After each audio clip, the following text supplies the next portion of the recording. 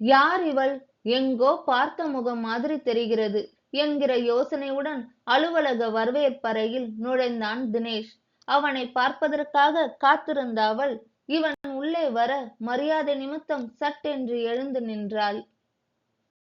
உட்காருங்க. யார் நீங்க? அவளும் அமர்ந்தாள். 10 நாளைக்கு முன்னாடி கோட்டுச்சேரியில் ஒரு பெண்ணை பார்த்து நிச்சயம் செய்துவிட்டு வந்தீங்களே சுமதி, அவளோட அக்காள் வைதேகி நான் என்று அவள் தன்னை அறிமுகப்படுத்திக் கொண்டாள். அக்காவா என்று யோசித்த தினேஷ், பெண் பார்த்த அன்னைக்கும் சரி, நிச்சயதார்த்தம் முடிந்த அன்னைக்கும் உங்களை அங்கே நான் பார்க்கலையே என்று சொன்னான். பெண் பார்த்த அன்னைக்கு அடுப்படியில் பலகார வேலையில் இருந்தேன், நிச்சயம் அன்னைக்கு அறையில் இருந்தேன் என்று சொன்னாள். ஏன் என்று கேட்டான். மூத்தவள் இருக்க இளையவளுக்கு முடிக்கிறதுனால எதிர்ல வரலை. ஓகே, இவனுக்கு புரிந்தது. இப்ப எதுக்கு என்னை பார்க்க வந்தீங்க என்று கேட்டான். ஒரு முக்கிய விஷயம் உங்ககிட்ட சொல்லணும், தனியே பேசணும். தினேஷுக்கு மட்டும் கேட்கும்படி மெல்லிய குரலில் சொன்னாள். அப்போ கொஞ்ச நேரம் இருங்க, நான் அலுவலகத்தில் அனுமதி சொல்லிவிட்டு வரேன், நாம வெளியில் போய் பேசலாம். அவள் பதிலை எதிர்பார்க்காமல் எழுந்து உள்ளே சென்றான். சிறிது நேரத்தில் வந்து வாங்க என்று அழைத்துக் கொண்டு வெளியே நடந்தான். அருகில் உள்ள பூங்காவில் இருவரும் எதிரெதிரில் அமர்ந்தார்கள். பார்த்து முடித்துவிட்டு வந்த சுமதியை விட இவள் அழகு சுமார். நிறம் கம்மி, ஆனால் சுமதியின் சாயல் இருந்தது. ஏதோ முக்கிய விஷயம்னு சொன்னீங்க என்றான். ஆமாம். என்ன? உங்களிடம் சுமதியை காட்டி நிச்சயம் முடிச்சு என்னை மணவரையில் உட்கார வச்சு திருமணம் முடிக்கிறதாய் அப்பா அம்மாவுக்கு திட்டம். அப்படியா? தூக்கி வாரி போட்டது இவனுக்கு. ஆமாம். ஏன் என்று கேட்டு அவளை கூர்ந்து பார்த்தான். எனக்கு முடிக்க அப்படி ஒரு திட்டம்.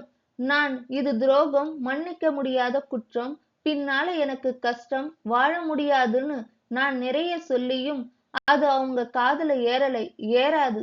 இதுக்கு என் தங்கையும் உடந்தை என்று நிறுத்தினாள்.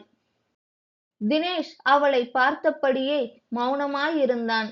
எனக்கு இதில் துளியும் சம்மதம் கிடையாது. அதனால் மணவரையில் தாலி கட்டுறதுக்கு முன்னால பெண் மாறி இருக்குன்னு நீங்களா கண்டுபிடிக்கிற மாதிரி சொல்லி சுமதியை முடிக்கணும் என்றாள். ஓகே, அவனுக்கு திட்டம் தெரிந்தது.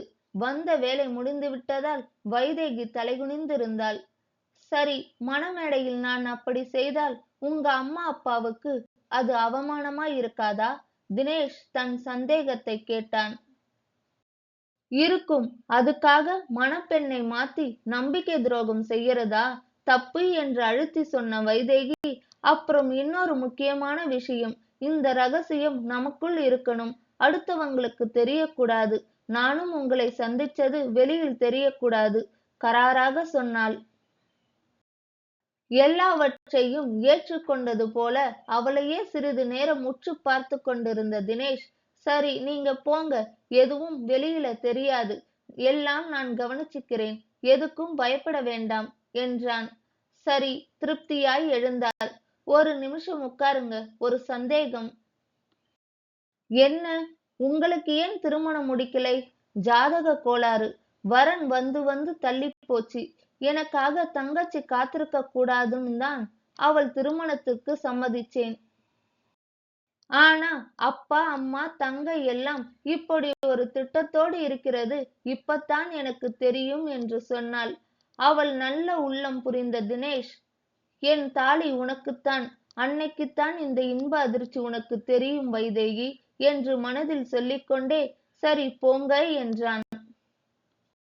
இந்த கதை உங்களுக்கு பிடித்திருந்தால் லைக், ஷேர் அண்ட் சப்ஸ்கிரைப் பண்ணுங்க ஃப்ரெண்ட்ஸ்.